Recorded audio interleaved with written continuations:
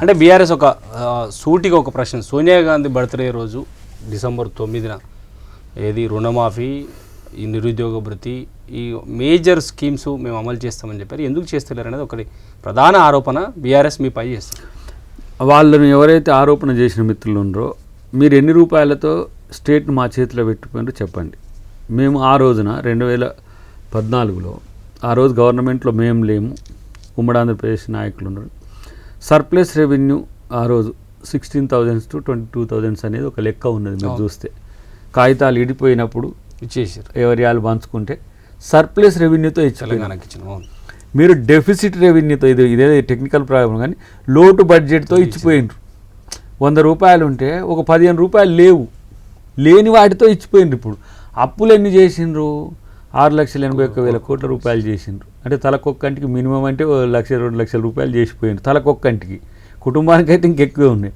Per capita income అని తలసరి ఆదాయం ఇన్ని లక్షల రూపాయలు ఉన్నాయని చెప్పారు, కానీ పర్ క్యాపిటా డెట్ ఎంత అని చెప్పలేకపోయాను. అది మేము చెప్పినాం. డెట్ పక్కన పెడితే ఇవాళ నువ్వు సంపద సృష్టితో వచ్చే ఆదాయం ఏది? ఇప్పుడు 50 లక్షల కోట్ల రూపాయల ఆదాయం మేము చేసినామని అంటాడు కదా మనోడు కేటీఆర్. 50 లక్షల కోట్లు ఆదాయాన్ని సృష్టించే వనరులు మీరు పెడితే దానితో వచ్చే ఆదాయం ఎంత? అంటే నీకు ఏంది, అది బూడిదల పోసిన పన్నీర్ లెక్క. మీరు పెట్టిన దానికి పెట్టుబడికి రాబడి లేదు. రాబడి లేకుండా మేము ఆదాయాన్ని సృష్టించినామంటారు. ఎట్లరా నాయన? నీకు మరి రెవెన్యూ రిసీట్స్ ఉంటే బడ్జెట్లు ఎందుకు ఖాళీ ఉంటాయి? మీకు గల్లాపెట్టెల పైసలు ఎటు పోయినాయి మరి? సో మీరే వేసుకపోయినరా? వచ్చిన రోజు వచ్చిన సంఖ్యలు వేసుకొని పోయినరా ఎట్లా? కాబట్టి భూముల విలువలు పెరిగినాయి, భూముల విలువలు పెరుగుతాయి. ఎందుకు? హైదరాబాద్ అనేది వరల్డ్స్ ది బెస్ట్ క్యాపిటల్గా రేపు అవతరించబోతుంది. 100 కోట్లు కాదు, ఇక్కడ ఎకరం నీ 200-300 కోట్లు పోయినా కూడా నీ 2 సంవత్సరాలు నువ్వు ఏమీ ఆశ్చర్యపోనక్కర్లే. అంత పొటెన్షియాలిటీ హైదరాబాద్కి పెరుగుతున్నది.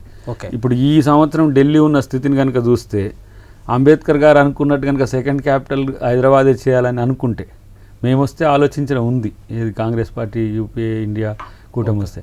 కానీ భాజపా చేస్తుందో లేదో పక్కన పెడితే, హైదరాబాద్కు బెంగళూరు కంటే, మద్రాస్ కంటే, ఇతర కల్కట్టా కంటే కూడా ఎక్కువ నిధులు, ఎక్కువ కంపెనీసు ఎక్కువ వస్తున్నాయి. కాబట్టి రేపటి రోజున ఇంకా ఆదాయం నాకు తెలిసి మొత్తం బడ్జెట్లో 60,000 కోట్ల పైచీలకు హైదరాబాద్ ఇస్తున్నది. ఓకే.